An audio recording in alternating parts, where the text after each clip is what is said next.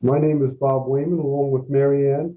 We formed the Neuroendocrine Cancer Awareness Network back in 2003. And in the ensuing years, we've seen lots of other folks join in the fight against NETs as far as creating awareness and those kind of things. So we're very excited today to be working with our Tennessee chapter and with the docs over at Vanderbilt. Thank you all for putting this whole thing together, and it's going to be a great program. So on that note, I'd like to introduce Ann Dabbs and Paula Hurt. I'm sure they have a couple of words to say as we welcome everybody here. Thanks, Bob. I'm Ann Dabbs, along with Paula Hurt. We are the co-leaders of the Tennessee NCAN Neuroendocrine Cancer Support Group. And we were delighted when Drs. Ramirez and Dr. reached out to us earlier this year about doing a support group meeting. Fortuitously, our calendars matched up for November the 10th, Net Cancer Awareness Day. And as our planning began, we decided we needed to share with an even larger audience. We're delighted that you all are here. And we look forward to getting to know all of you better in our quest for bringing awareness to neuroendocrine cancer. Thank you for joining us. Well, thanks, Ann. Just a couple of notes for everybody, and then we're going to get into the meat and potatoes here. Number one, as I've mentioned, and sorry to keep mentioning, just keep your mic and your camera off. Later on in the program, we'll be opening it up for people to ask questions. When we do, I'd like you to look right now down at the bar at the bottom of your screen. You'll see at the right-hand side a little thing that says reactions. If you click on that, you'll see that it says raise hand. Later on in the program, when we open up to questions, we'd like you to raise your hand, and we'll call on folks to open up their mic and their camera and ask their question. Again, this is going to be very, very busy, and it's going to get a little crazy if everybody turns on mics and cameras. But I think this will work good. We've done it before. I think the doctors at this point are really old hands at these video things, right, guys? And we're just super excited to get everybody on board here and to get all these questions answered. So without further ado, I'd like to introduce Drs. Satya Das and Robert Ramirez from Vanderbilt University. Guys, good afternoon. On behalf of Dr. Ramirez, I'm Nana Das. I'm one of the GI oncologists here and help lead our neuroendocrine program along with Dr. Ramirez, who's one of our thoracic oncologists. We're just thrilled to be here. I think this talk is meant to be very informal. So we have embedded some questions from folks already into the PowerPoint presentation, but of course, we will also have a Q&A session at the end. And so please, by all means, if there are questions that come up on our slides, we're more than happy to talk then. So how we've sort of structured this talk is a little bit of, first of all, focusing on neuroendocrine tumor misconceptions and the importance of a multidisciplinary team approach in taking care of a patient with this cancer. Next slide, please. So, what a day, right? It's pretty incredible that that even though neuroendocrine tumors have been considered for so long to be rare cancers, that they have now entered the public health conscience. And in many ways, it's due to organizations like NCAN as well as others, and to you guys for advocating for this disease. So it's really wonderful to see this day, November 10th, being acknowledged across the country and across the world for that matter. So we're happy to add to some of this pool of information during this day. Next slide, please.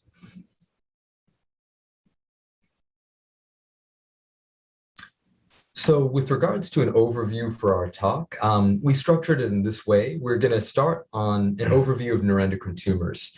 We'll then shift to common misconceptions and frequently asked questions, not just from a patient perspective, but also that we hear from physicians all the time. We'll then shift gears to VICC and discuss a little bit about the multidisciplinary approach to patient care that we have here. We will then move to clinical trials that we have active and things that are coming down the pipeline that we're very excited about.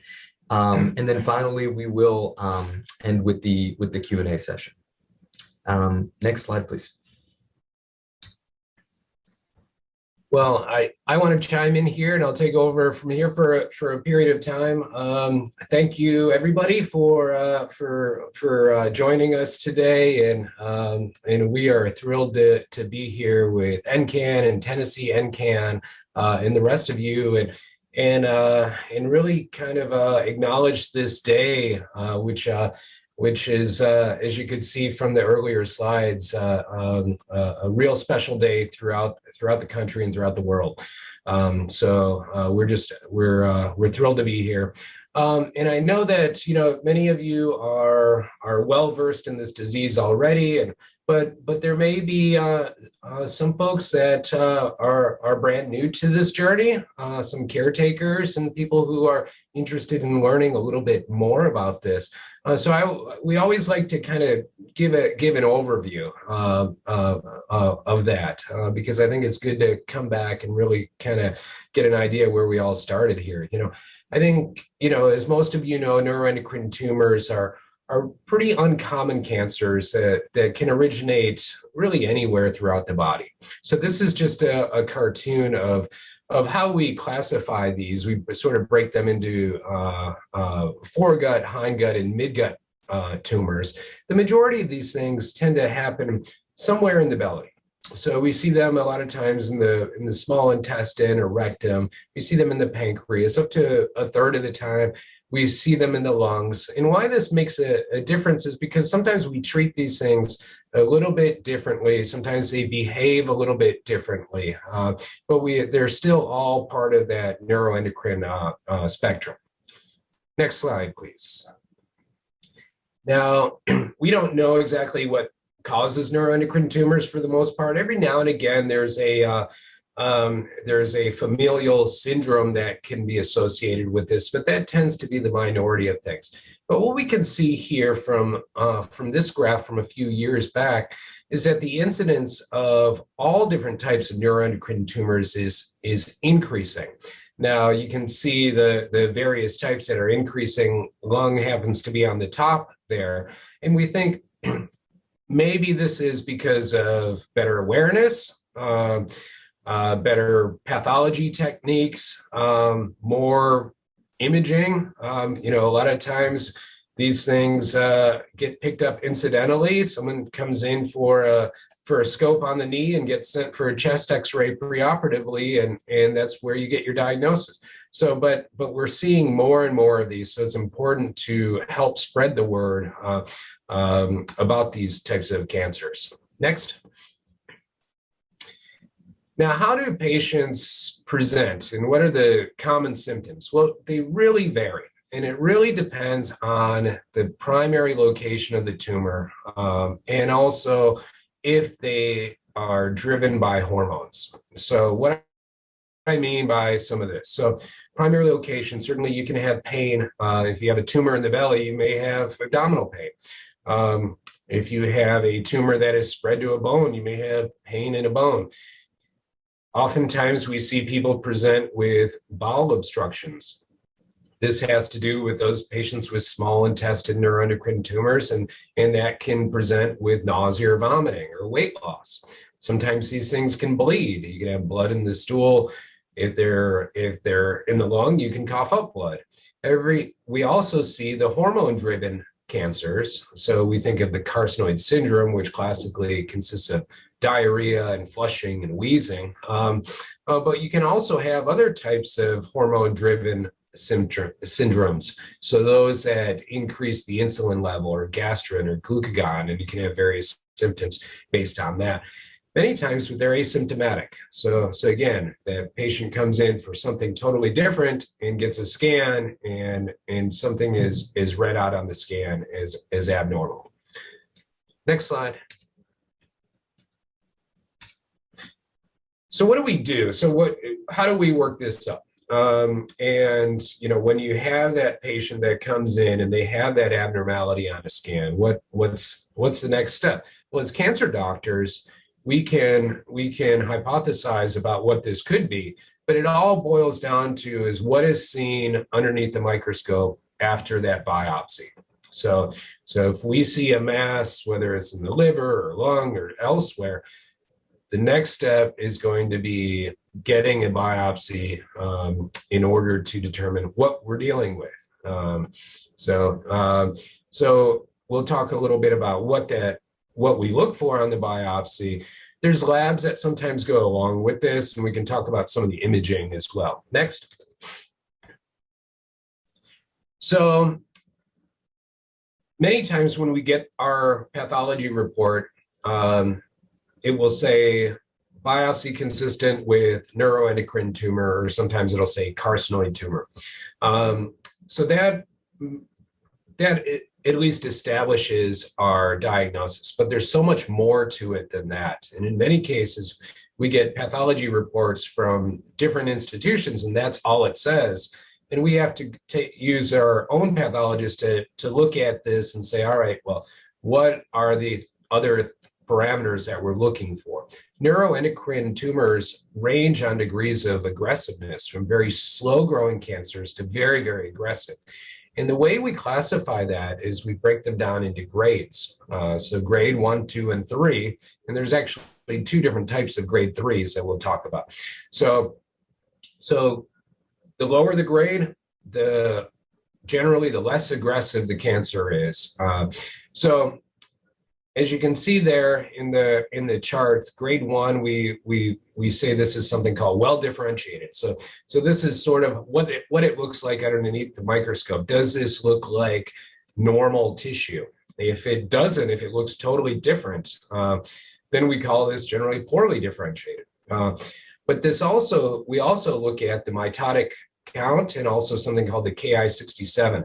And essentially this is how fast these cancers are dividing. So if you think back to your high school biology courses and remember cell divisions and chromosomes and how they come together in mitosis, that's actually what we're looking for. And so all that high school biology that you forgot comes back now. So it's really important to look at that. And so we classify grade 1, 2, and 3 based off of that mitotic count. The Ki-67 is a similar type of counting method. This is essentially your percent. So it's a percentage. So it goes anywhere from less than 1% all the way to 100%, with those patients at 100% being very fast growing. So when we break it down into the 2 different types of grade 3, we call this either a well-differentiated grade 3 or poorly differentiated grade 3. The poorly differentiateds actually tend to have that mitotic count in those Ki-67s on the higher side. So those over 50, 55%, those are the poorly differentiated neuroendocrine carcinomas, we call them. And we treat them differently than the grade 1, 2, and 3 neuroendocrine tumors. So next. So imaging, so this can vary. So initially we look at our conventional imaging. So those are your CAT scans, your CTs, and your MRIs. And this is what everybody's familiar with. And this is usually the first step in our imaging. Once we find out it's a neuroendocrine tumor, there's different types of imaging that we utilize. And this is called functional imaging. So you may have heard of a scan called an Octria scan. This is sort of the older technology of how to image the neuroendocrine tumors. The majority of neuroendocrine tumors have receptors on their surface that can bind a drug called, a hormone called somatostatin. And so what we can take advantage of that is we can inject a somatostatin-like substance into the patient and then tag it with a nuclear agent, and it will light up underneath the scan. So the Octria scan is sort of was the first test that utilized this, and we use this with something called indium.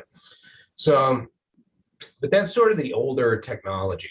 Nowadays, there's the Dota PET CTs, and there's two of them available in the US right now. So the gallium-68 and the copper-64. And they are far superior to the Octria scans. So there's the I-131 MIBGs. So we use this primarily in patients with pheochromocytomas and paragangliomas, but we can also use this in sometimes those patients with the small bowel neuroendocrine tumors, or I've used it in my lung neuroendocrine tumors as well. When it comes to the FDG PET CTs,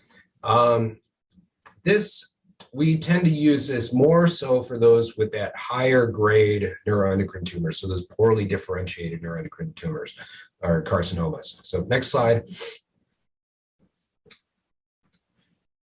So this is on your left, what you see is an Octria scan, and on your right is the same patient with a Dota PET CT. So what you can see is a far superior resolution.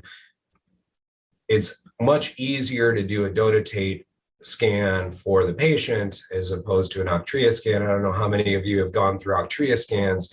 It's a 2-day, sometimes 3-day process where the Dota is about an hour. Why we do this is because it has treatment implications. So we'll talk more about some of the treatments down the line. But at the same time, if you are offered an Octria scan, please, please, please ask for a referral to a place that does a Dota scan. Because if you come here, we're repeating a Dota scan. And if I may jump in, we had an opportunity to address a question here. One of the questions was that between, we now know that the copper-64 scans and the gallium Dota scans are now considered the standard of care. But is one of those scans better? And I think that's a fantastic question. I think, as Dr. Ramirez mentioned, the Dota scan is far superior to an Octria scan. So really, you can't go wrong based on which of those Dota. I will say we have now started to move to copper-64 Dota here at Vanderbilt, but that is more for logistical reasons. The half-life of the tracer of copper is a lot longer than gallium. So God forbid if someone had a flat tire on their way to their scan and was an hour late, we actually don't have to worry about the tracer disappearing. And copper is actually easier to generate, so we can actually do more scans. I will also say that with regards to the approval of gallium, Vanderbilt actually had a pretty interesting role in this. There was a VA study done and also a Vanderbilt study. It was a phase 2 study actually comparing the same patients who underwent Octria scans and gallium Dota scans, showing the superiority of gallium. All right, next slide. So I just want to throw this out there, and we won't get too much into this, but we want to say there are a lot of different treatment options for this. Okay, so there's more coming. It seems like every month we're learning about something new, and we'll talk a little bit more about what we learned at NANETS this past weekend. So surgery, we break this down into definitive surgery versus cytoreductive surgery. So definitive meaning you have a tumor in one location, and we can take it out and hopefully get rid of this completely. Versus cytoreductive surgery, where you already have spread of disease, but we're trying to reduce that tumor burden. And so we do a lot of that. Liver-directed therapy, these are things called embolizations or ablations, where you have tumor that is in the liver causing problems, and we can use either a needle-based therapy or a catheter-based therapy to kill off some of this disease. There's a whole host of medical therapies available. So the somatostatin analogs, the lanreotide, octreotide, we use the targeted agents, the radionuclide so this is your PRRT and your MIBG therapy, and then chemotherapy. We can't forget about that. And we've come a long way in the advancement of chemotherapy and some of the support of chemotherapy as well. So don't think that if your doctor recommends chemotherapy, that this is going to mean you're in bed all day and feeling miserable from here on out, because that's not what we want. Majority of times we use a combination of all of these things. And we can't forget about how we advance the field, and that is through clinical trials. And so we'll talk more about that. Next slide. So the biggest thing is to have a multidisciplinary team in place for your neuroendocrine tumor. And this does not need to be in your backyard. But it is important to have a specialty team at least involved in directing your care. And there is a whole host of different specialties involved. So it's not only us, the medical oncologists, but surgery plays a huge role in the lung nets, for instance. Pulmonary plays a huge role. Interventional radiology, nuclear medicine, dietitians, nursing, research. So you want to have a whole support team behind you when you're trying to move forward and tackle this disease. Next slide. Great. So we will pivot gears now to talking about some of the common misconceptions about neuroendocrine tumors. Next slide, please. So the first misconception that we wanted to tackle is what Dr. Ramirez somewhat alluded to already, is that neuroendocrine tumors are rare. And this really depends on how we look at this. So the incidence or new cases of neuroendocrine tumors still remain quite rare. It's about 7 out of 100,000 patients. But the prevalence, or how many patients in the United States actually carry this diagnosis, is significant. And over 170,000 people in the United States currently live with a neuroendocrine tumor diagnosis. And what we can see on the diagram here is, in the yellowish orange line, is the incidence of neuroendocrine tumors. So over the last 4 decades, the incidence of neuroendocrine tumors has gone up by nearly 6-fold. Now, some of that is due to better imaging, incidental findings, but some of that may be due to factors that we still haven't yet appreciated. This is in stark contrast to the blue line, which actually corresponds to the incidence of all cancers outside of neuroendocrine tumors. And we see a fairly steady state. So these cancers certainly are on the rise. Next slide, please. And this is a diagram that was quite eye-opening and speaks to the prevalence issue and how commonly patients are living with neuroendocrine tumors. So here's a bar chart here showing that neuroendocrine cancer is the second most prevalent GI cancer or gastrointestinal cancer after colorectal cancer. And even many oncologists wouldn't necessarily be aware of this. So it is important to remember that though new cases are rare, this disease is all around us. Next slide, please. So the next myth that we'd like to tackle is that neuroendocrine tumors are benign. A benign tumor, by definition, is non-malignant, meaning that it cannot invade nearby tissue and it cannot spread to other parts of the body. Neuroendocrine tumors do not fit under this definition. I wanted to just briefly bring your attention to the 2 images on the screen. So the top image is from a patient with a small bowel neuroendocrine tumor with liver metastases. And we see a number of liver metastases on that CT scan of the abdomen. And the bottom right is a picture of a patient with a pancreatic neuroendocrine tumor with a very large liver metastases that is compressing on several different organ structures. So neuroendocrine tumors are not benign. Now, low-grade neuroendocrine tumors, as Dr. Ramirez had mentioned earlier, typically we think about low-grade neuroendocrine tumors being a grade 1 tumor and at least a large chunk of grade 2 tumors. We sort of usually refer to those as those with the Ki-67 less than 10%. These are typically slow-growing tumors. However, patients, because of the lack of symptoms at times, are diagnosed with metastatic disease in actually more than 50% of cases. Next slide, please.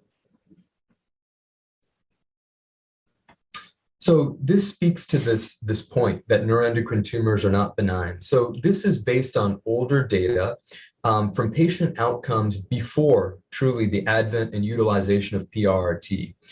However, what we can see is that irrespective of primary tumor origin or where the tumor started, as we grow from a local to regional, meaning with lymph node involvement, to distant, meaning distant organ involvement, we see a decrease in survival.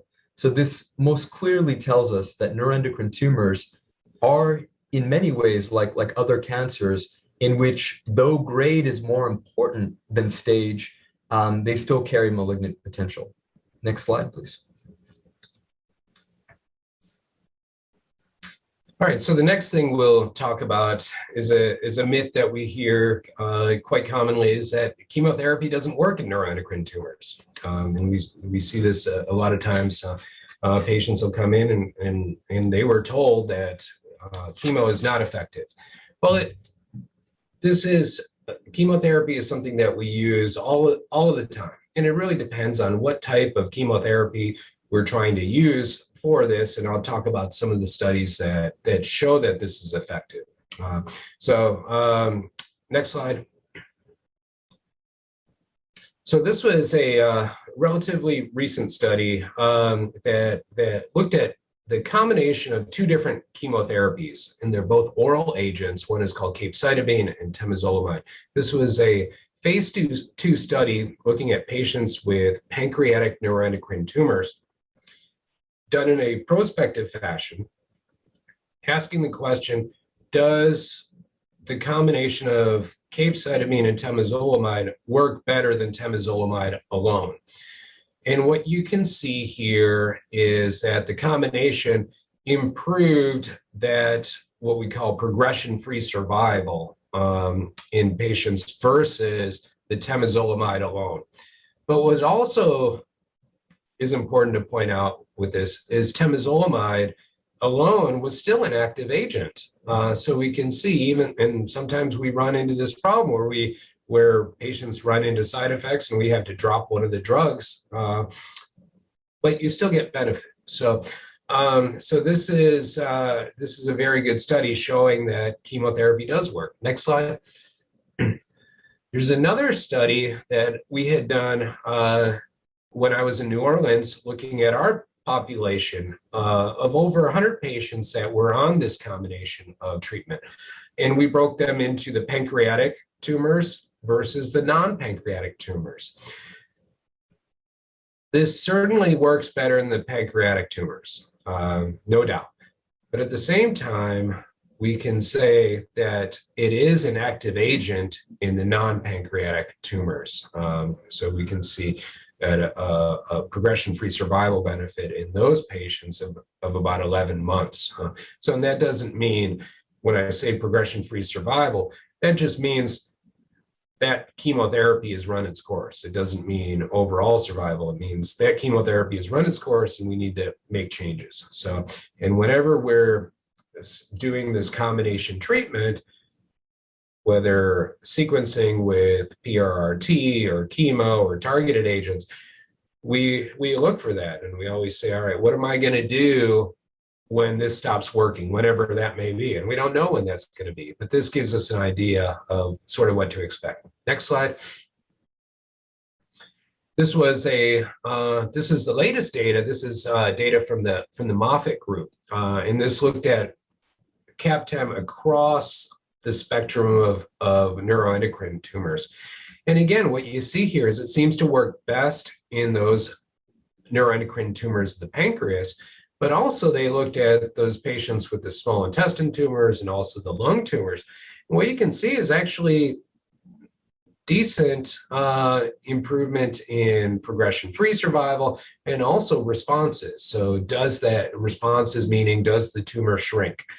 So you can see that they actually had a very good data supporting the use of chemotherapy in this disease.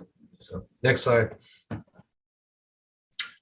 So the next myth that we wanted to move to is that only small intestinal neuroendocrine tumors produce excess hormones. So small bowel neuroendocrine tumors are the most common ones that produce hormones. And the most common hormone that is produced is serotonin.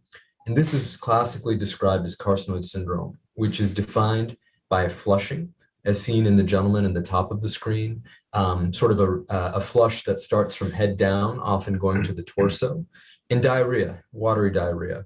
But beyond serotonin, small bowel neuroendocrine tumors can also secrete things like histamine, which can cause itching and almost an allergic type reaction. But beyond small bowel neuroendocrine tumors, lung neuroendocrine tumors, for example, can produce histamine, or in rarer cases can secrete a hormone called ACTH, which is a precursor to a steroid and causes symptoms of steroid excess, such as weight gain, muscle weakness, abnormal hair growth. And pancreatic neuroendocrine tumors, while much more rarely causing functional disease or hormonal release, also have a very unique set of hormones that they can release. So the most common one among pancreatic neuroendocrine tumors is gastrin. These tumors are known as gastrinomas, and this can cause peptic ulcer disease or diarrhea. A hormone called glucagon can be secreted. This is the patient on the bottom of the screen who we see that oozing rash, and this can be a migratory rash, meaning it can move. VIP can be secreted, which classically causes watery diarrhea and electrolyte abnormalities. And most rarely, pancreatic neuroendocrine tumors can secrete insulin, which causes hypoglycemia or low blood glucose. Next slide, please. So the next topic that we wanted to move forward with is that carcinoid syndrome has no lasting effects. It's only just bothersome to the patient. And that is absolutely not true.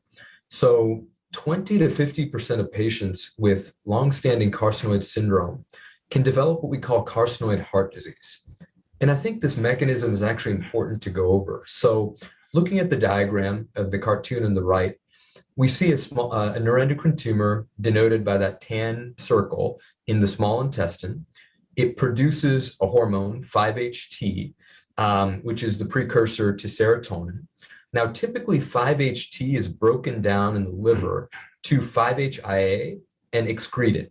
But when patients most classically have metastases in the liver or just large bulky tumors that overwhelm the ability of the liver to break down this hormone, it can get into the systemic circulation and deposit.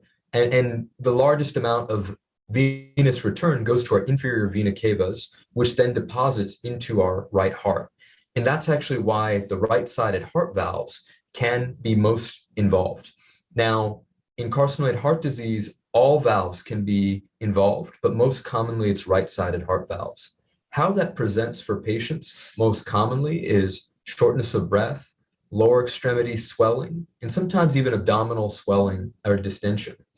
So how we approach it here is that every patient with an excess of serotonin, we typically get an echocardiogram at least once a year. Sometimes we push that out. But if there are any abnormalities noted, we get our patients plugged in with our cardio-oncology team.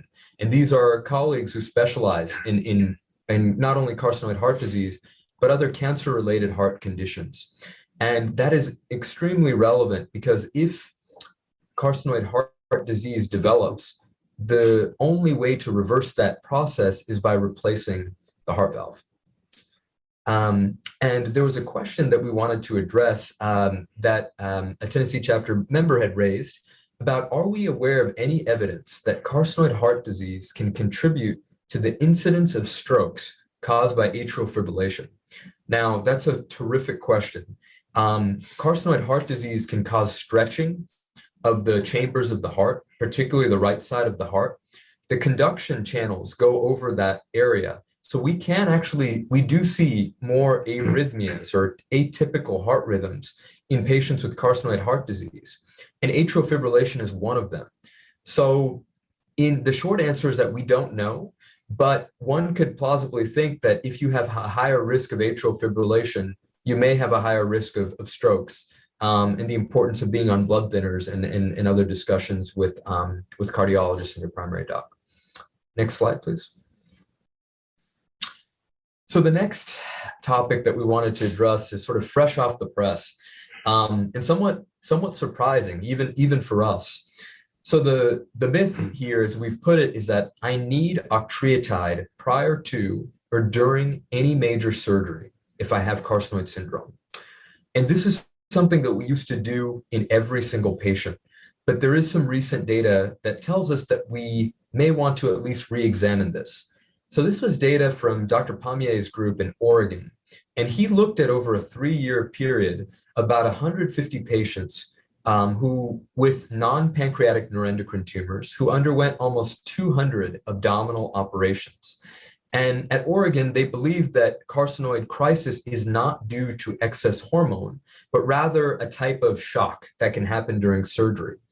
And so in this patient group, his group did not administer octreotide prior to the surgery for any of these patients. Now, many of these patients were on long-acting somatostatin analogs, and that's not the question that was asked. But the question was right before or during surgery, was an octreotide drip or a sub-Q treatment or a bolus sometimes given. And what was really quite interesting is that there was no increased risk of carcinoid crisis compared to previous series from groups who had used octreotide in the operative theater. Also quite interesting is that the duration of the crisis was shorter with just fluids and traditional things like vasopressors rather than using octreotide. And the complication rate was not greater in this management. So I think it at least begs the question of whether every patient needs octreotide prior to surgery. Now, it's still a case-by-case discussion, but I do think that this was very interesting data that was just presented. Next slide, please. All right, so the next myth we'll tackle is PRRT is very toxic. So PRRT is an acronym. It stands for peptide receptor radionuclide therapy, and this falls into those categories. The drugs called lutetium or Lutathera or MIBG therapy, and then there's going to be others coming down the pipeline as well. So this is generally a very well tolerated treatment. We use lots and lots of this. It is given through the IV, through an infusion, once every 8 weeks for a total of 4 doses. Most people do really, really well with this treatment. And compared to some of the other treatments we administer, people, they fly, in many cases, fly through without much in the way of side effects. But obviously, anything we're putting into you can cause problems. So most of the time, we see sometimes some fatigue. Occasionally, we'll see some nausea that goes along with this. We watch the blood counts, primarily the platelet count and the white blood cell count. These can drop down, sometimes putting you at a higher risk of infection or easy bruising or bleeding. Sometimes if they drop down, it's a transient drop, and we hold the dose. So we'll generally, when someone is scheduled for a treatment, we'll check labs on them a day or two before to make sure they meet the criteria for treatment. And if so, we give them treatment. But if not, if their platelets have not yet rebounded, we'll hold the treatment for a few weeks. It doesn't mean we permanently discontinue. We hold it. Sometimes we have to drop down the dose of the treatment. Rarely, this can cause some permanent changes in the blood counts. So this can affect the bone marrow, and it happens in about 2% of patients. So a very small number, but it can cause a permanent problem called myelodysplastic syndrome or a type of acute leukemia. So it's like I said, this is by no means a benign treatment, but we always weigh the risks and benefits with patients. So next slide. So PRRT or lutetium dotatate improves the progression-free survival of patients. So we know this based off of the NETTER-1 study. Vanderbilt participated in that study. And so we know that this buys patients usually about 3 years before we have to do anything different. But after that study was complete, further analysis also looked at the quality of life of patients. So again, as I mentioned earlier, we don't give you a treatment to make you miserable. We give you a treatment to try to make you feel better. And so this sub-study confirms that not only did it improve that global health status, but also the physical functioning of patients. So it's really important that, with any of our treatments that we always keep that quality of life in mind. Next slide.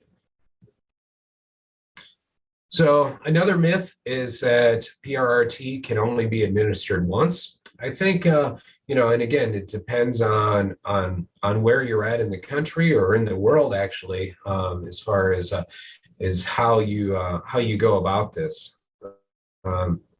So the NETTER-1 study administered 4 cycles of treatment. So that's where our FDA-approved treatment regimen of 4 cycles came from.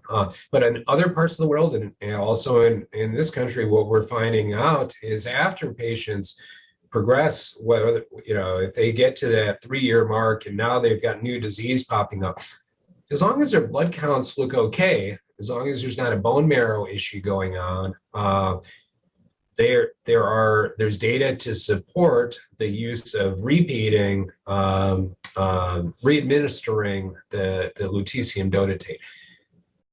Importantly, we worry about the cumulative side effects of radiation. It's in the studies that have been done, it does not show an increased risk of myelodysplasia or leukemia. So you still have that same 2% risk. But I also think that anytime we're looking at this, we really need to involve that multidisciplinary team.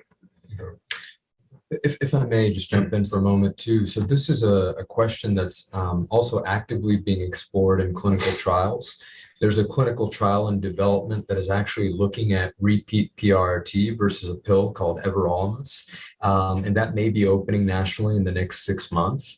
And I think the big thing, as Dr. Ramirez mentioned, is that safety. And unfortunately, our European colleagues have shown us that may not be as much of a concern.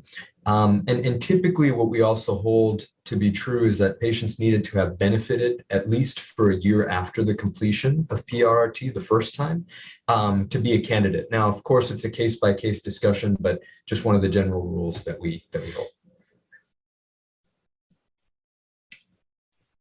Okay, so I think, now we'll sort of transition a little bit to the next part of our talk, which is, first of all, what to look for in a NET specialist team and a bit about the program here. So I think in a NET specialist team that you want to feel confident in needs to have experience across multiple disciplines. So not just medical oncology, you want interventionalists, you want radiologists, we want pathologists, we want surgeons who are thinking about neuroendocrine tumors and treating patients with neuroendocrine tumors. You, of course, want dedicated physicians who are passionate about moving the field forward, and most importantly, caring for patients, because everything we do should try to make people live longer or live better. And a very important aspect is a regular neuroendocrine tumor board. We want to have radiologists who specifically have expertise in neuroendocrine tumors, looking at scans like copper and gallium scans to assess those responses. You do want to have a place, as Dr. Ramirez mentioned earlier, that offers dotatate PET scans. An Octria scan, very frankly, is not enough anymore to look at what we need. You definitely want a place that has extensive experience administering peptide receptor radionuclide therapy, or PRRT. You want a place that's pushing the envelope with regards to asking important questions about how we move the field forward through clinical trials. Clinical trials are a huge entity on their own, but they are developed in a vast different types of means through collaborations with groups like the National Cancer Institute, the National Trials Working Group, and industry. And you want to have a center and physicians who are adept at navigating each of those to move studies forward. And finally, perhaps most importantly, particularly because we know that still today there are not as many NET centers around the country as we would hope, that we want a team that's willing to partner with your local physicians to deliver your care in any capacity, whether that's home or at the center. Next slide, please. So this is a little bit about who we are. This is not an exhaustive list, but I did want to mention a few individuals. So with regards to our GI medical oncology group, Dr. Jordan Berlin was and is my mentor, and is actually the reason that I got into neuroendocrine tumors. He's been caring for patients with this disease for many, many years and was part of the original NETTER-1 study, and is still here today. Beyond the faces you see there, we have Dr. Agarwal and Dr. Gibson as well, who also see patients with neuroendocrine tumors, but not as frequently as some of those that you see here. In our thoracic medical oncology group, beyond Dr. Ramirez, we have individuals like Dr. Lehman, who's really actually doing some seminal work in high-grade neuroendocrine cancer, looking at somatostatin expression. Can we think about PRRT in that group of patients, in addition to some of the other names that you see on there? Next slide, please. For our nuclear medicine colleagues, Aaron Jessup is our chief of nuclear medicine. Philip Scherer runs our neuroendocrine tumor board from an imaging perspective. And Martin Sandler is a legend here in terms of just with the experience he's had from the initial times with Dota and how to read those scans. With regards to some of our pathology colleagues, Dr. Washington actually sits on the AJCC Council for How We Stage All Tumors and has done some really seminal work in grading neuroendocrine tumors. With regards to our surgical oncology and interventional radiology team, Dr. Kamran Idris is our chief of endocrine surgery here. Dr. Christina Bailey does many of our colorectal surgeries, particularly even for small bowel nets. Dr. Dan Brown is a nationally known interventional radiologist who does many of our bland and chemoembolizations here. And I will mention a name that's not on here, but perhaps as important as any, is our colleague David Eisner, who is our partner in crime and is our Lutatheric coordinator. I just wanted to mention, I know Dave's family is going through a very, very difficult time right now, so we are certainly thinking of him during this period as well. Next slide, please. With regards to our thoracic surgeons, from Dr. Gillespie to Dr. Nesbitt, who's been here for quite some time, an excellent group of folks, and our interventional pulmonologists, of course, one of the folks that we lost this year was Dr. Pierre Macion, who really was a pioneer in the field of interventional pulmonology, and we have many outstanding colleagues like Dr. Maldonado and Dr. Rickman, as well as others. And with regards to our radiation oncologists, Dr. Chakravarti sits on our GI steering committee actually for the NCI and actually helps design many, many GI trials that ultimately get approved. Next slide, please. So I think, I wanted to spend a little bit of time talking about PRRT at Vic. And one of the clarifications about the PRRT, so when we are referring to PRRT, as Dr. Ramirez mentioned, it is PRRT with lutetium dotatate, because that is currently the only FDA-approved option for PRRT. We will talk later on about experimental agents that we will have soon in the trial setting, but for this context, this refers to lutetium dotatate. So beyond partaking in the NETTER-1 study, since I joined, we've treated more than 200 patients since 2018. We do use compounded amino acids, which has really minimized nausea with the treatment. Every single PRRT patient we discuss at our every other week multidisciplinary NET tumor board. And actually, based on the collective expertise of the tumor board, we developed a clinical score for our patients. So this is a score that we'll talk about a little bit later, has now been validated, meaning it's been shown outside of Vanderbilt to also prognosticate or help patients understand what type of benefit one can anticipate from PRRT. And this score is comprised of 5 different categories. The 5 categories include patient symptoms, sites of tumor bulk, where the primary tumor was and what other treatment options were available, the presence of peritoneal carcinomatosis, and what prior treatments a patient may have received. Next slide, please. So this is some of our data with this score. These are, again, Kaplan-Meier curves, as Dr. Ramirez showed you guys earlier. And I want to point your attention to actually just two major colors here. So the patients in the green are those that received 3 or 4 doses of PRRT with lutetium dotatate.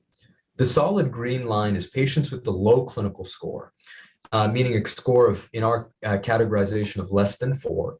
And we see that at 3 years, nearly 80% of patients are free of disease progression. Now, when we look at that same green line, but the dotted line, meaning patients who had higher clinical scores who received PRRT, we see benefit, but less so. And in particular, patients who are not able to get to 3 doses of PRRT for reasons such as disease progression or other things tend to have the worst outcomes. So we do think that it is a dose issue of getting more doses for patients to derive benefit. And perhaps most importantly, what our data suggests is that maybe earlier PRRT could be more effective when patients have been less treated and have smaller tumors. And that's something that we're seeking to validate now prospectively, meaning putting it into current clinical trials to see if we can really change the way we practice. Next slide, please. So in the last few slides, we'll talk about clinical trials. We were always asked by patients, so what's coming down the pipeline, doc? And I can tell you here, there's lots, and just as demonstrated from our most recent NANETS meeting, there's lots of research coming out in neuroendocrine tumors. We have a lot of different trials, and we'll talk about some of them here. I want to say that, the trials, they every patient is evaluated for a trial for one. So there's some trials that are more attractive than others. There's some that are open quick and close quick because they accrue so quickly. So they're not, they may be here today, but they may not be here 6 months from now, but we may have a different one in that place. So we're generally aware of what's going on in the neuroendocrine space around the country. So sometimes, if a patient comes to me and they're from Texas, and I say, well, there's a great trial in Houston that, you may want to consider. We can provide that. So even though that you may not get your get on trial here, or we may have the same trial, but maybe it's easier to do closer to home. So that's something to kind of keep in mind. Next slide. So this is again some of the trials that we have here. This is an interesting trial that looking at a newer class of agents called a HIF2 alpha inhibitor. Called belzutifan. So this is used in patients with pancreatic neuroendocrine tumors as well as paragangliomas and pheochromocytomas. It's a worldwide trial, and I'll just point out that we at Vanderbilt put the first 3 patients in the world on this trial. So again, it just kind of goes to how we approach the research aspect here. So next slide. So there's a big buzz about immunotherapy and whether or not this is beneficial in neuroendocrine tumors. We saw several trials at NANETS this past weekend looking at the role of immunotherapy. This is a newer trial opened probably a month and a half ago that looks at patients with grade 1 or 2 GI or pancreas nets or typical or atypical lung nets. And they all get a newer agent called surufatinib, which is not yet FDA approved, but has very compelling data from 2 different trials. So we anticipate this being approved. And it combines it with what we call a checkpoint inhibitor and looks to see if this may be beneficial. So this trial is open and enrolling here. Next slide. For lung nets, really the only FDA-approved therapy is Everlinens. So patients, it doesn't mean that we don't have data for other things. It's just this is the only FDA approval. So in this study, it's asking the question, does PRRT work better than everolimus? And if it does, where do we sequence this? Or if it doesn't, where do we sequence the everolimus versus the PRRT? So this is also going to be a nationwide study and should be opening shortly. So next slide. So we hear a lot about after lutetium dotatate, what next? Are there other forms of PRRT? Or perhaps should we be thinking about other forms of PRRT before lutetium dotatate? So one of the hot topics in the field is what we call alpha therapeutics. So alpha therapy is a type of PRRT, but just looking at the diagram on the left, we see that alpha particles have a much higher energy than beta particles, which is what lutetium is. So the theoretical promise is that it can create more DNA damage or cell death for neuroendocrine tumors with less scatter. And so this was actually data originally from India in looking at a cohort of patients who had progressed on lutetium dotatate. This is an example of a patient with the pancreatic net. We can see from the dotatate scan a lot of disease in the liver. And after receiving lutetium dotatate, the patient received actinium-based alpha therapy, and we see a significant response.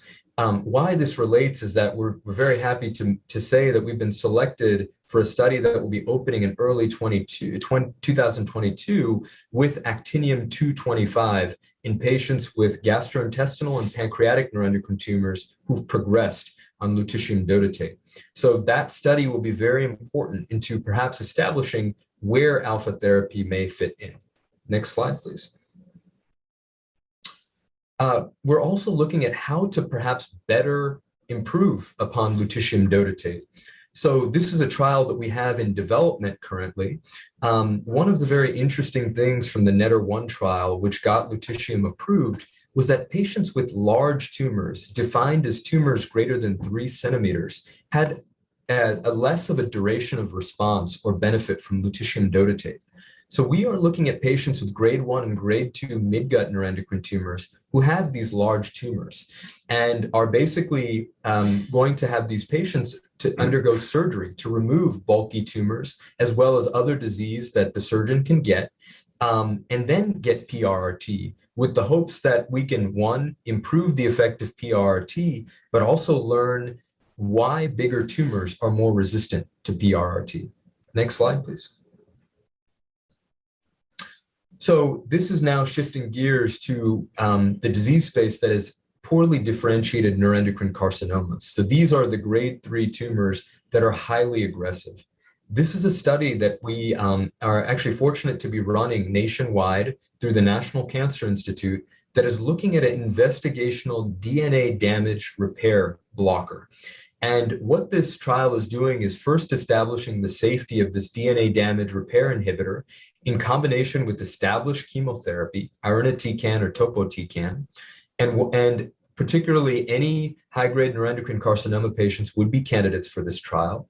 And then once we have the safety and established the dose, we are specifically looking at the activity of this DNA damage repair inhibitor with topotecan in patients with small cell lung cancer and extrapulmonary high-grade neuroendocrine carcinoma.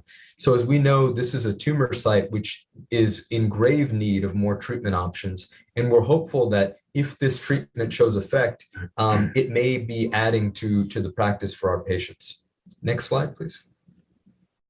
This is another study of immunotherapy, but one that was in the high-grade neuroendocrine carcinoma population.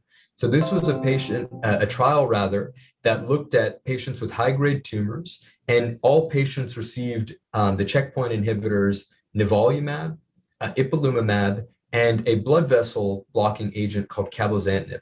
Now, this trial is not currently enrolling. We did have 4 patients that were treated from Vanderbilt, and we will be very interested to see the results and how this may influence where immunotherapy may fit in this patient setting. Next slide, please. So a few other studies, and again, these things come and go, but we're looking at opening a study looking at dotatate imaging in those patients with high-grade neuroendocrine carcinomas.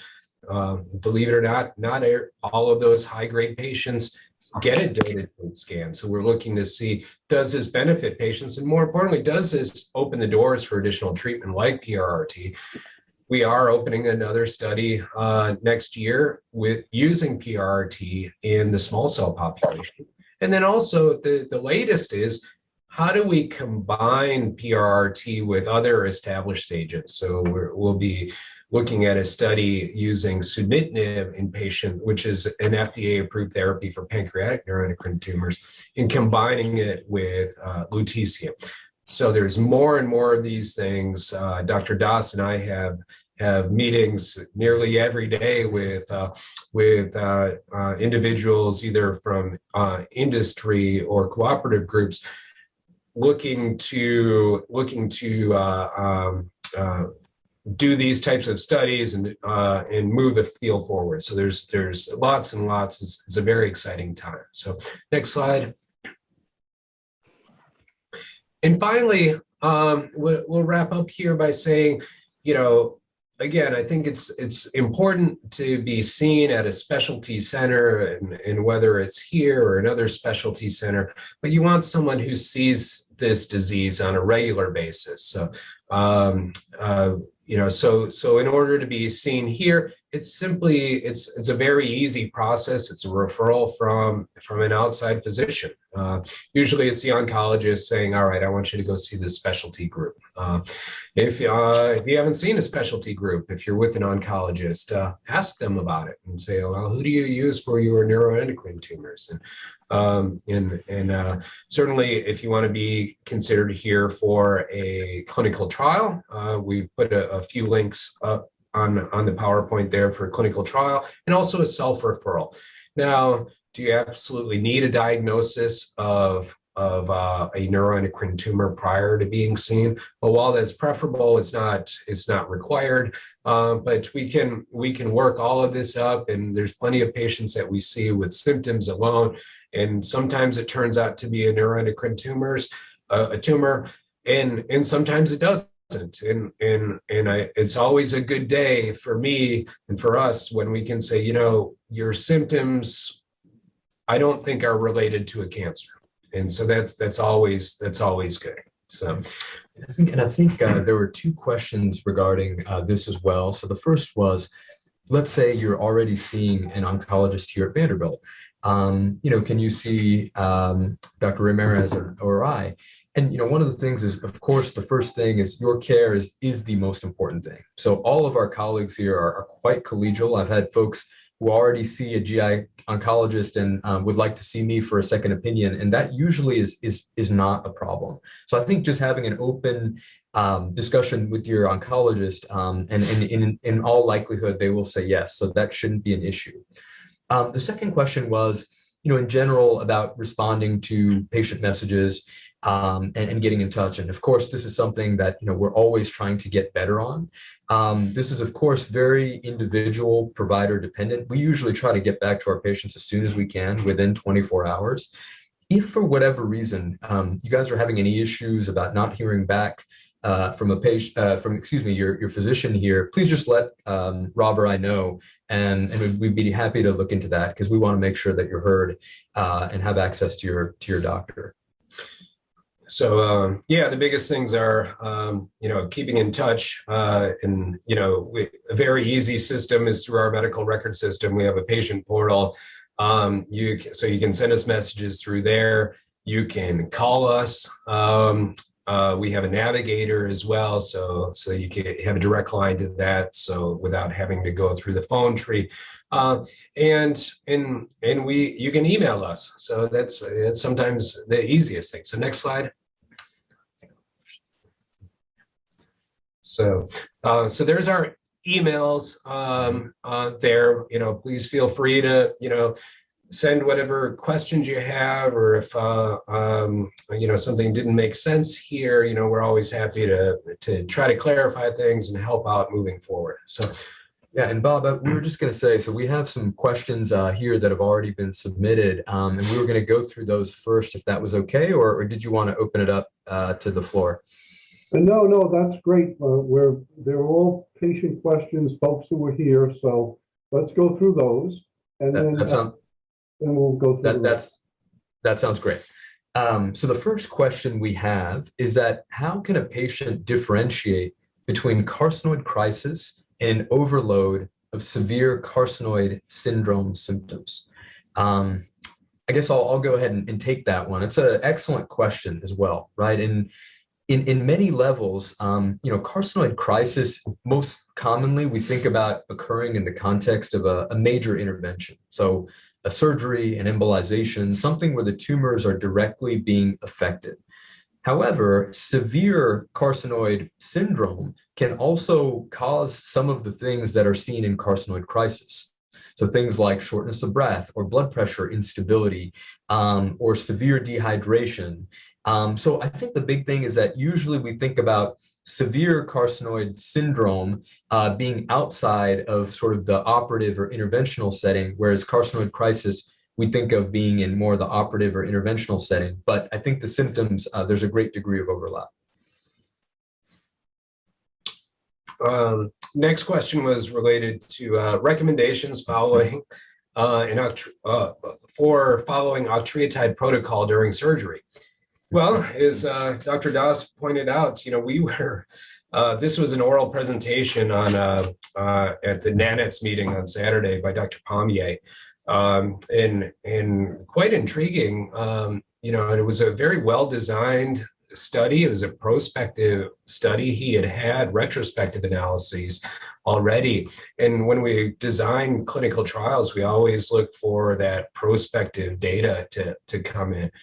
So it was a very well-designed study, and he really, at his center, they don't use it, and they seem to have the same outcomes as historical controls, and they actually seem to do a little bit better. We actually asked quite a few questions of him during this presentation about whether or not this applies to other types. I think this really kind of calls into question whether or not we even need an octreotide protocol moving forward. So I think we'll learn more. I think sometimes we always like to replicate studies and see if this is valid at other institutions as well, or is this only effective in Oregon? But so I think time will tell, and I think this has already been discussed in the, as part of the national guidelines as well. So I think maybe we're making a little bit of shift to not saying every single person needs a octreotide protocol. Yeah. The next question is Zermelo or telotrestat prescribed only for diarrhea control, or is it also prescribed for patients to help control very high serotonin levels? This is a fantastic question. So we actually have just been having several meetings and advisory boards about this. So telotrestat is a drug that prevents the conversion of serotonin by inhibiting an enzyme that prevents an early step in its generation. So in theory, the FDA approval for telotrestat is only for patients who have refractory carcinoid syndrome diarrhea. But we in the field certainly think that the drug might have much more activity as well in potentially lowering levels of serotonin, which could have implications. So the big thing right now is, how to design trials that can test this. So we don't routinely use this right now to lower levels of 5-HIA or serotonin, but there are trials looking at whether we should add Zermelo in patients with carcinoid heart disease, and whether that can offer more heart valve protection. And there are studies looking at, should we be combining Zermelo with PRRT to see if there's actually a greater anti-tumor effect. So the shorter answer is we don't know, but we do believe that there's more activity than just control of diarrhea alone. So next question, does a carcinomatosis spread of neuroendocrine cancer worsen a patient's prognosis in general?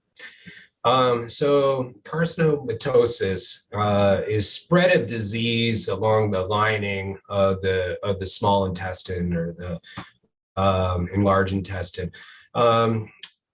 This can cause a lot of problems, and I think this is one of the things that Dr. Das had talked about, including in this clinical score that worsened that prognosis of patients. So yes, this is never a good thing to have. Not that any of this is good to have, but in particular that can cause a lot of problems for sure. Yeah, and I think that's a great point by Dr. Ramirez. And also, we also look at that when factoring in administering PRRT to the patients here, thinking about things like steroids to sometimes prevent bowel obstructions and things in that setting. So the next question was, I think, one that we addressed, but do pancreatic neuroendocrine tumors have a set of syndrome symptoms unique to them? And yes, they do. Much rarer, but again, if you have a pancreatic neuroendocrine tumor and are having symptoms like diarrhea or peptic ulcers that are coming back, or low insulin levels and low blood sugars, these are absolutely things that your team and doc will be thinking about and should be thinking about. All right. So we have a question about do all metastases come from the primary tumor, or do metastatic lesions metastasize? So it's a important question. I guess that kind of goes to, if I have my primary tumor removed, does that, in the setting of metastatic disease, will that prevent further metastases? And the answer is no. So the primary tumor removal, certainly, yeah, your metastases can come from shed of tumor cells from anywhere. So if you already have metastatic disease, I mean, yes, you can have shed of cells further metastasize. Where it comes into play with, especially with the importance of removing the primaries, certainly when the primary causes symptoms. So we remove a lot of small bowel primaries, because what do small bowel primaries do? They can bleed, they can obstruct, they can cause pain. So we, if it's safe to take them out, sometimes we take them out before they start causing these types of problems. Same with the liver tumors. The liver tumors we take out.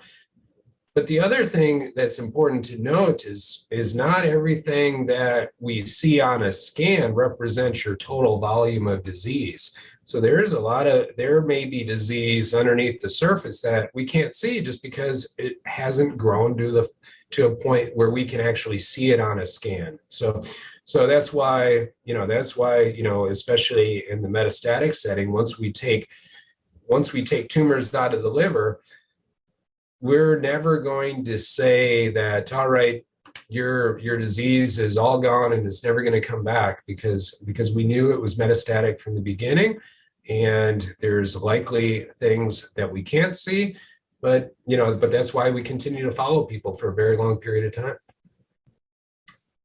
The next question was about the physiology of neuroendocrine cancer pain. And how does neuroendocrine cancer play a role in fatigue? Two very important questions. I think the pain question first. The pain from neuroendocrine tumors are very unique to each patient, because it really depends on where the tumor is located and perhaps how bulky it is, or how much of an organ in which it is involved it causes pain. As Dr. Ramirez mentioned very early on, sometimes even folks with lots of disease, for example, a liver with more than 50% taken up by tumors, can be completely asymptomatic. But in general, the pain has to do with the organ of involvement. So in the setting of a small bowel neuroendocrine tumor, an obstruction, of course, can cause pain. Having a significant number of liver metastases can cause pain in the right upper quadrant. Primary pancreatic tumors push on the celiac plexus of nerves and cause radiating back pain. So and certainly bone metastases certain times can cause pain, depending on if they're compressing a nerve root or where they may be located. With regards to the fatigue question, I think it's a more general question about cancer in general. So when cancer, any type, spreads, it is associated with the secretion of certain inflammatory markers called cytokines. And when cancer grows, it releases cytokines that cause inflammation. And inflammation causes fatigue. So fatigue is certainly not unique to neuroendocrine tumors in terms of those that are growing, but we see it much like in other tumors that are growing or changing, that fatigue is very, very commonly seen in many of our patients, in which we need to make a change. So there's another few questions here about alpha therapy and what's the difference between Lutathera and alpha PRRT, and is it anticipated that a patient who has completed 4 PRRT treatments or Lutathera treatments might also qualify for alpha therapy? Also, if the patient has completed Lutathera but still has growth in bones, would alpha treatment be a future consideration? So as Dr. Das had mentioned, we're very excited about the alpha therapy and how it's we anticipate that this is going to be practice changing. The Lutathera or lutetium is something called a beta emitter, and then the actinium is the alpha emitter. There's other alpha emitters as well. They seem to have a higher payload or more destruction of the cell with less scatter effect, so less effect to surrounding tissues. So that's why it's so exciting. Dr. Delpasan presented some very, very nice data last year at NANETS using lead-212, where patients had bulky disease, and after treatment, they ended up with complete responses. So it's something that we're very excited and I think you'll be hearing more and more about this. So Dr. Das mentioned about the clinical trial that we have that will be opening next year using actinium 225. If the patient has growth in bones, so some of it, and this is important as well, is sometimes depending on the pattern of growth, we may use some local treatment. So for instance, if a patient has a new painful bone metastases, we may use some external beam radiation rather than switching to a complete systemic regimen like alpha therapy or something different. So if we can, and I think that's one of the other things that we see, we get patients referred to us specifically for PRRT, and they've progressed on their SSA and may have 1 or 2 liver metastases and referred in for PRRT. Well, maybe we can spare that patient that systemic PRRT treatment and just treat those liver metastases if that's all they're progressing it. So there's a lot, that's where that multidisciplinary program comes into play. And the next set of questions are all pertaining to Y90, so I think we can address them as a whole. So the questions are: explain Y90 treatment for liver metastases. What are the outcomes of it? Is it tumor shrinkage or is it stability? And can you receive PRRT and Y90? So starting with the first question, so I'll start a little bit more broad. So the principle of embolization treatment for tumors that have metastasized to the liver is twofold. So the liver is actually one of the only organs in the body that gets its blood supply from 2 different basically vessels. One is an artery and one is the portal vein. So you can actually inject beads to choke off the blood supply to liver tumors by blocking off the arterial supply, but still have healthy supply to the liver through the vein. And that's the whole principle of embolization therapy. There are a number of different types of embolization therapy. So if you just injected beads alone that didn't have anything else, that would be called bland embolization. If we had beads injected that were coated with certain types of chemotherapy, that's called chemoembolization. And if you had beads that were coated with Y90 or yttrium 90, that's called radioembolization. So the purpose of liver-directed therapy is actually to both shrink the tumors and actually to also slow and freeze the growth. So as we know, liver failure is one of the most common causes of death. in neuroendocrine cancer patients. And so if we can preserve the liver, especially in those that have liver predominant disease, that's highly relevant. Now, as to the question as to whether embolization can be used before or after PRRT, I think the answer is likely yes, but it depends a little bit on the type of embolization. So we have some data from the score that Dr. Ramirez and I contributed to, looking at whether patients who got embolization with chemoembolization or bland embolization prior to getting PRRT, if they had any difference in outcomes, safety or activity of the PRRT, and there's no difference, telling us that we can safely use liver-directed therapy in that setting. Now, where we get a little bit concerned about Y90 or radioembolization prior to PRRT is that there's a very small risk, but it is a risk, of radiation injury to the liver. And there is a theoretical concern that if one were to get radioembolization followed by PRRT, that could cause excessive toxicity to the liver. So in general, as an institution, we usually actually don't use radioembolization, particularly because PRRT is such an important treatment for our patients. But it certainly is an option. So great.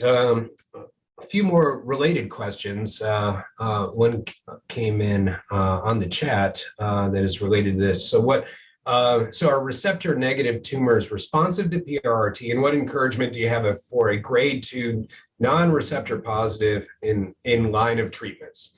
So the answer to the first question, and this is why we do these scans to find out if there's receptors, is because of these treatment implications for somatostatin analogs and also PRRT.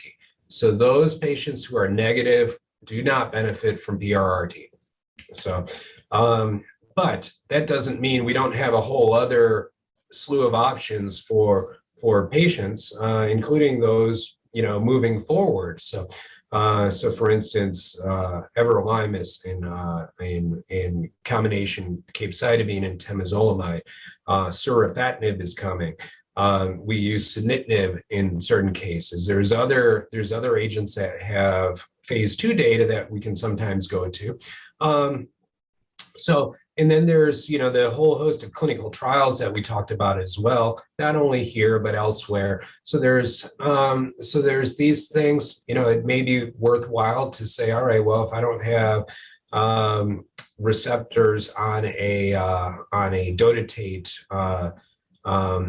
gallium or a copper, maybe, it may be worthwhile getting a MIBG scan and maybe, considering treatment with I-131 MIBG if positive. That's a little more that's a little more convoluted. We normally reserve MIBG for the PHIOs and PAROs. However, as I mentioned, there's lots of data to support its use in other neuroendocrine tumors as well. The next question, Dr. Ramirez and I, and he touched on this right now. But so what new developments are we most excited about, particularly those that are on the horizon and not yet approved? So I think we can both take this, but some of the ones are, so first of all, kind of separating PRRT and non-PRRT. So with regards to non-PRRT, we're very excited about surufatinib. So surufatinib has garnered regulatory approval in China for both pancreatic and non-pancreatic neuroendocrine tumors, making it the first tyrosine kinase in the world that's approved for non-pancreatic neuroendocrine tumor patients. We are hopeful that the FDA follows suit. It is a very interesting drug that modulates the immune system, so we're very excited about that combination study we have of immunotherapy plus surufatinib. There are other tyrosine kinase inhibitor that are also been active, like lenvatinib and cabozantinib. There's the phase 3 cabinet study, which is going to be a registration study, meaning if it's positive, it's going to lead to approval of cabozantinib. And so that is a study that we're quite excited about. From the PRRT perspective, I think, as Dr. Ramirez mentioned, the alpha therapeutics are highly interesting to us. So where alpha fits in is a really fascinating question. So the trial that we're involved with is looking at alpha after progression on lutetium dotatate. The trial that Dr. Del Passand was running is looking at actually patients who didn't get any prior PRRT prior to getting alpha. And I'll just say the other class of trials in the PRRT realm that we're very excited about is that some of the ones that we're also designing is looking at PRRT combinations. So we're looking at designing a PRRT plus DNA damage repair inhibitor trial. Some of these trials are already ongoing, but we're actually looking to see if 2 is better than 1 with regards to lutetium combination. So those are some of the ones that I thought of. Yeah, I mean, I think it's all changing so quick, and I think the combination is really really impressive.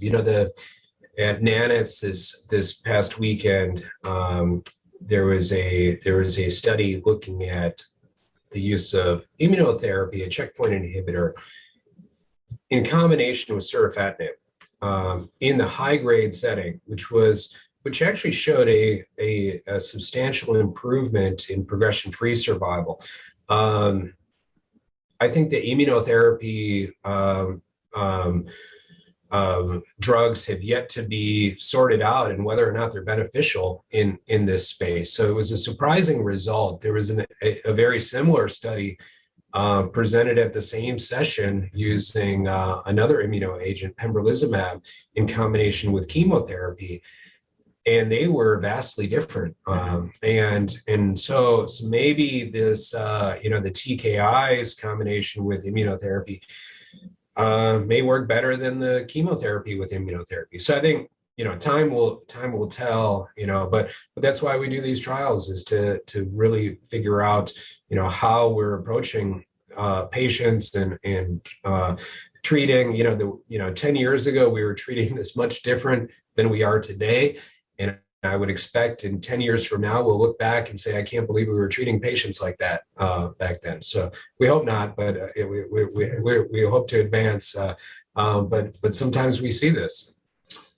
And I think one of the last points that we'll touch on before we open it up is, what were some of so Dr. Ramirez touched on, the NANETS meetings updates. And I think we covered some of the things that we thought were most exciting from that meeting.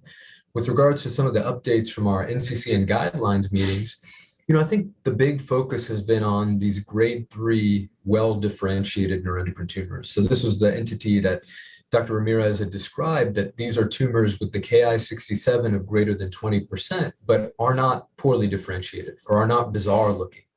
And I think the big question that we, as a panel, are thinking about is that, can we apply the same strategies that we do to lower grade tumors, like grade 1, 2 tumors? The PRRT responsiveness of these tumors. How do we image these tumors? Is it dotatate? Is it FDG PET? So these are things that right now are sort of points of discussion from the guidelines. And with that, I think I'm happy to open it up to any questions. Yeah, I would just say one other thing about the NANETS meeting. When there was a study presented that we've been waiting for a very long time, called the SPINET study. Dr. Reedy did a great job on this study, and it looked at patients with lung neuroendocrine tumors and randomized them to either lanreotide or placebo.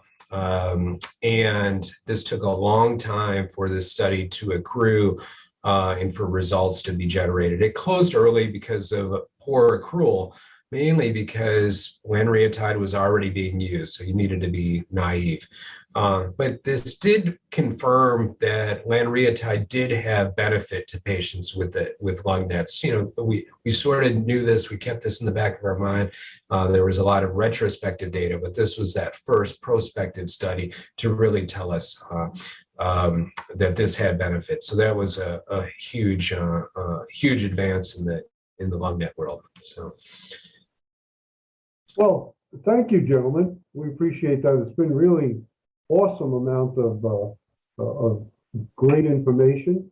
And well, right now, audience, we have 2 ways that you can ask your question. Number one, if I want to direct your attention to the little black bar at the bottom of the Zoom screen, you can either type a question into the chat, or if you look to the right-hand side of that bar, you'll see something that says reactions. If you click on that, it says raise hand. You want to raise your hand, we'll call on you. You can unmute and ask your question. So two ways to do that. We got about a half hour left, and let's see what we got.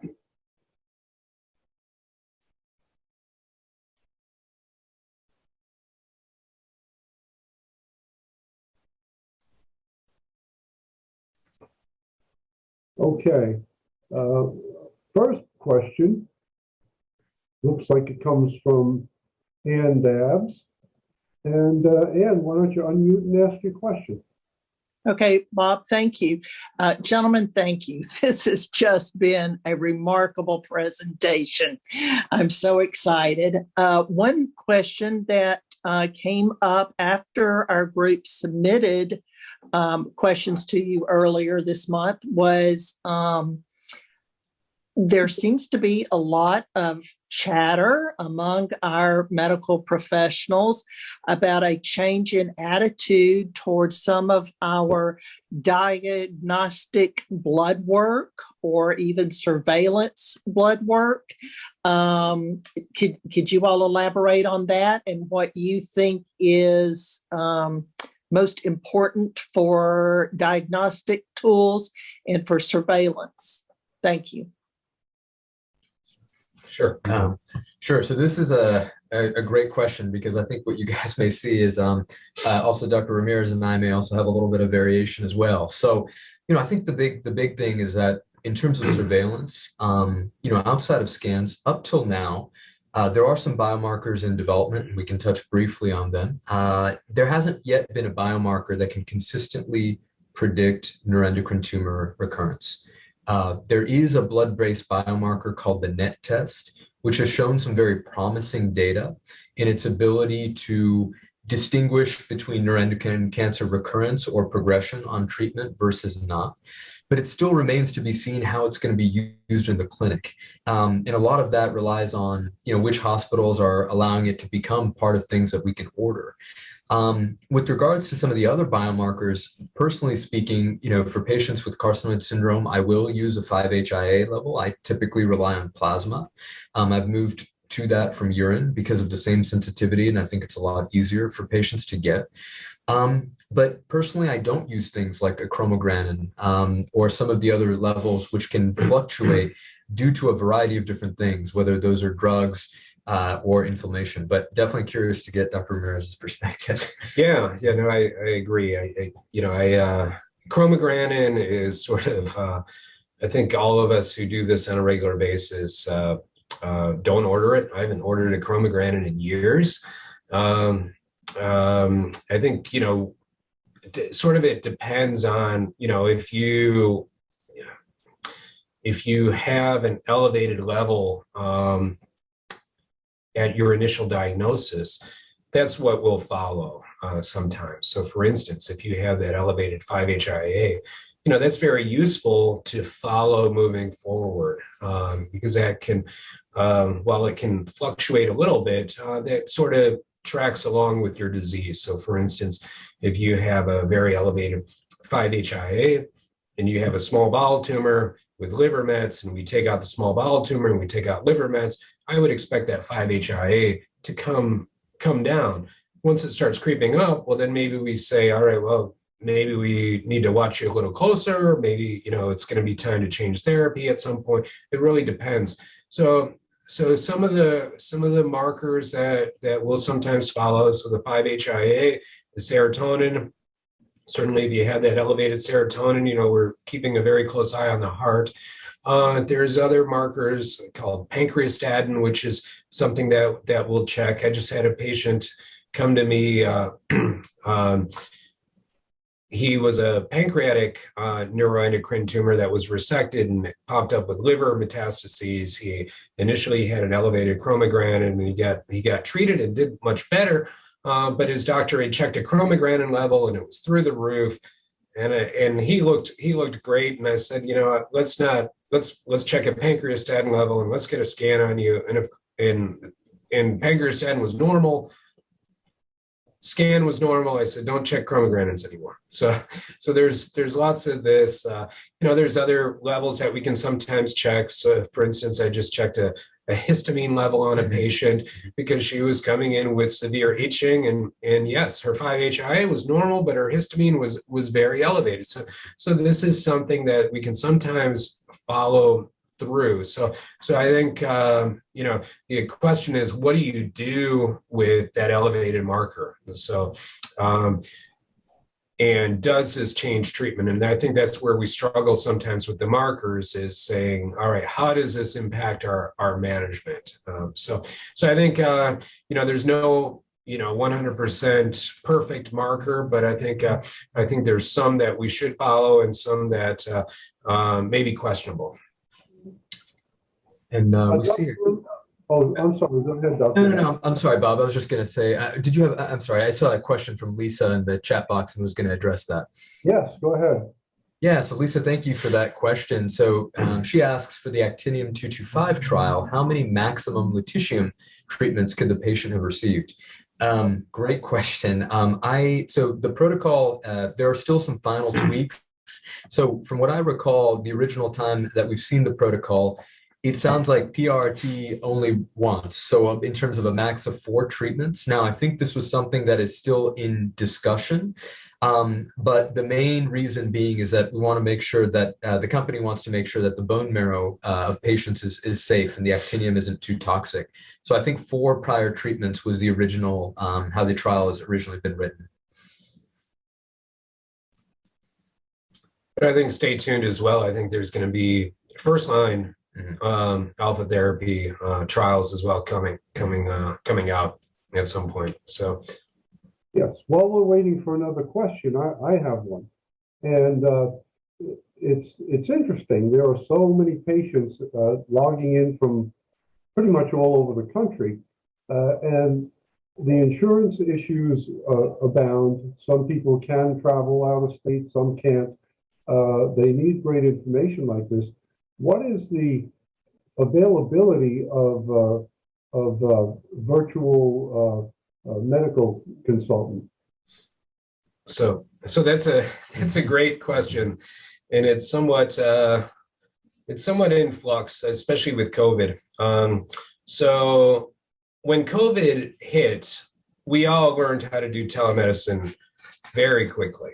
And we saw that we could effectively care for our patients in this virtual environment, and keep them from having to travel. And it kind of opened up doors as well. And we presented this at the ASCO meeting last year, and we've got a manuscript coming out that looked at that telemedicine experience for patients. And yeah, I think it on the patient side, it showed that yes, patients, we were able to effectively care for patients. It saved patients time and expense in their travel. We've got patients coming from hundreds of miles away, so that can take lots of time, overnight stay, hotel expense and what have you. So I think it's really important. So last year, what happened was the government said, well, to take care of patients where they don't have to travel, we're going to make it really easy for all of you to get licensed in other states. Mm-hmm. So at the time we said, all right, this is great. So I became licensed in, I don't know, a dozen or 15 different states. And so I was able to take care of patients from all over. That was a temporary process. And all of those, or the majority of those temporary licenses have all gone away. So now we're left with, if we want to take care of a patient in another state, we need to have a full license in that particular state to care for the patient. Now, there's a lot of controversy with us, and I don't agree with all of the decisions, having to have that each individual state license, because it's really cumbersome for us they all have different requirements and different expenses as well that go along with this. So I think unless that changes, it's going to become less and less where we're able to, unfortunately, take care of patients. Now, that doesn't mean that, once you establish care with us here, it doesn't mean that we can never communicate with you again if you don't come back. We for sure do that, and I'll see patients from out of state and call them and take care of them, once I've established care with them here. We also, it all has to do with legalities with, it's kind of a silly legal thing that they impose on us. But the other thing is, if you ever run into that situation where, all right, well, I can't travel across the country to Vanderbilt, you can always have your doctor call us and say, hey, listen, I've got Mrs. Jones here, and she has this and this and this. What do you think I should be doing next? And these are calls we get all the time.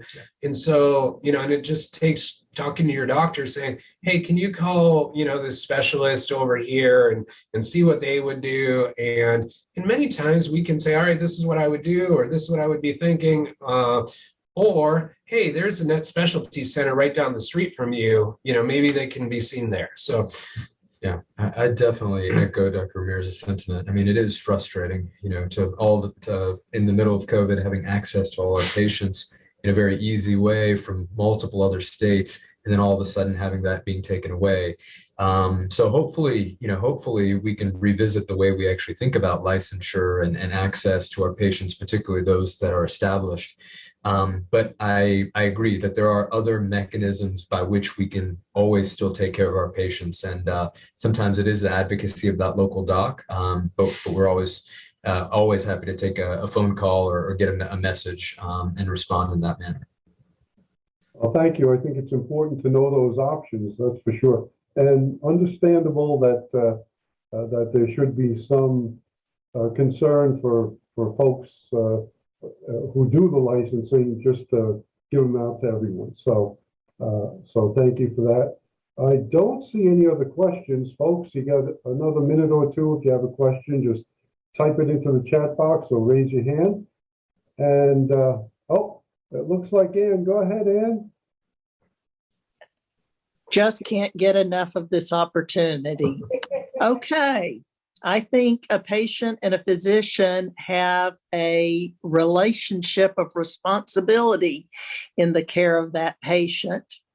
And what can our doctors today tell us that we as neuroendocrine patients can do to help them do their jobs better or easier or more efficiently?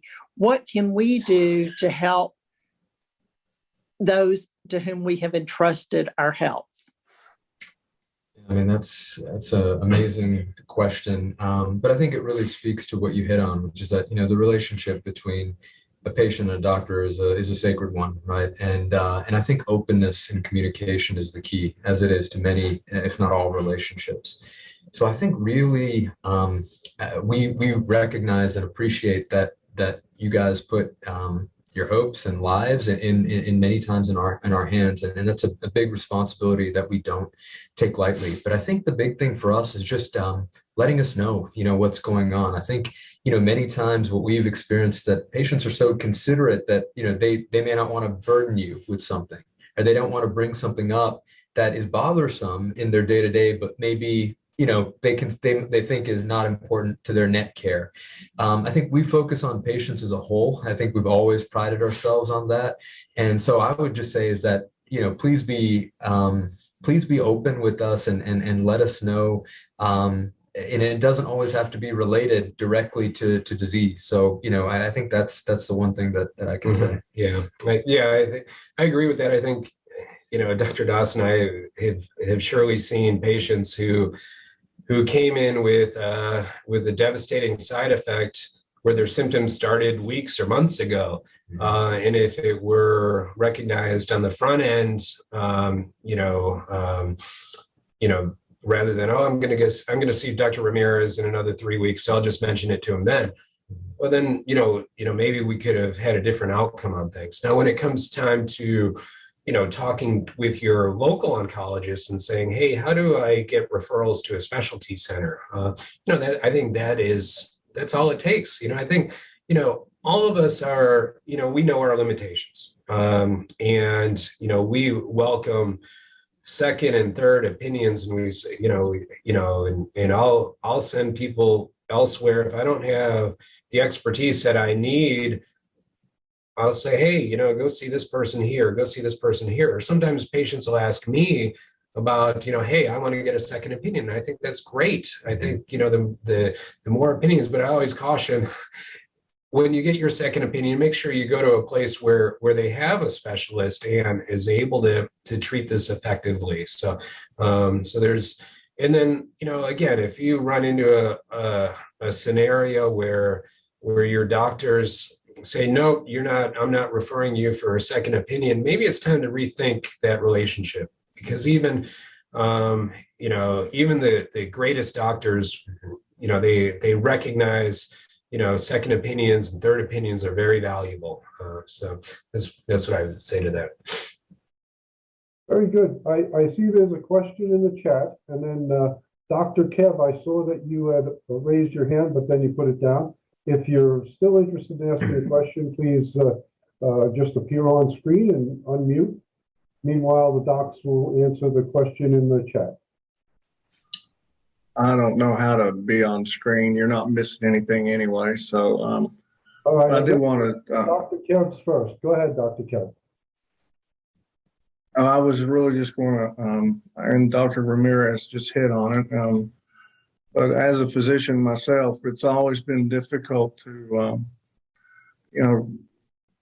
when someone asks for a second opinion, it's kind of like a smack on the face in a lot of cases. And in particular with surgeons, they don't want to clean up somebody else's mess, for instance. But I've found that the teams that I've worked with at Vanderbilt and with Dr. Lou and my own home oncology, who readily admits that this is not their expertise, but that they'll definitely take into any consideration what a second opinion might offer, or even a third opinion.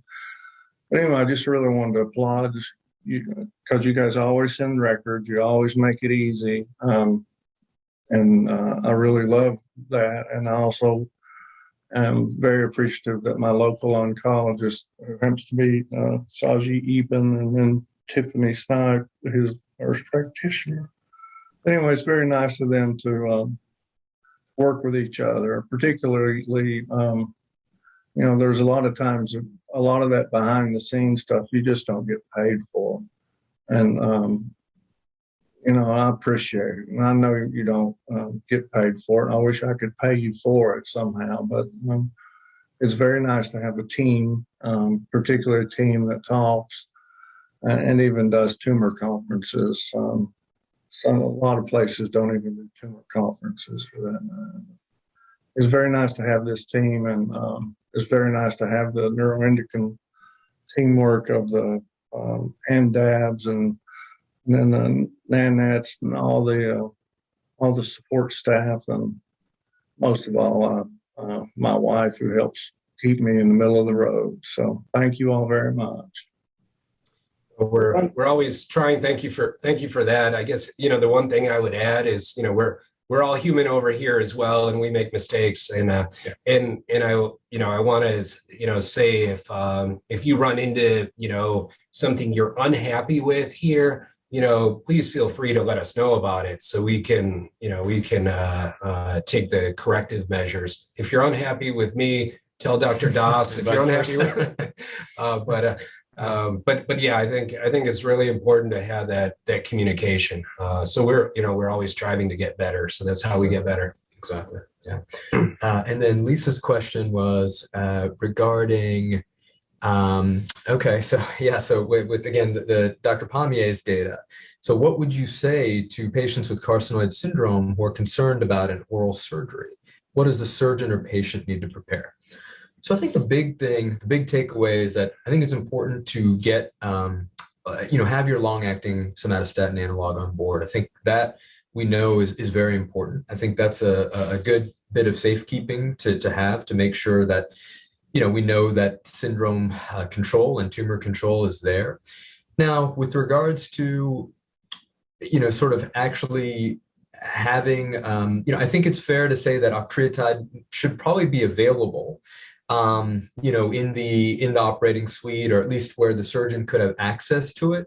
So I think having accessibility to it would probably be the most important thing, in addition to continuing like a long-acting somatostatin analog. But it really is an individual case-by-case discussion, and I think history is also an important teller too, right? So let's say a patient with carcinoid syndrome. I know we mentioned that yes, it's a different type of pathophysiology and may not be due to syndrome excess, but if someone had a major surgery in the past and had significant carcinoid crisis that resolved with octreotide, that's a different situation. So I think the short answer is that making sure that the long-acting somatostatin analog is on board or has been received prior to the procedure, and then perhaps having octreotide available in an emergent setting.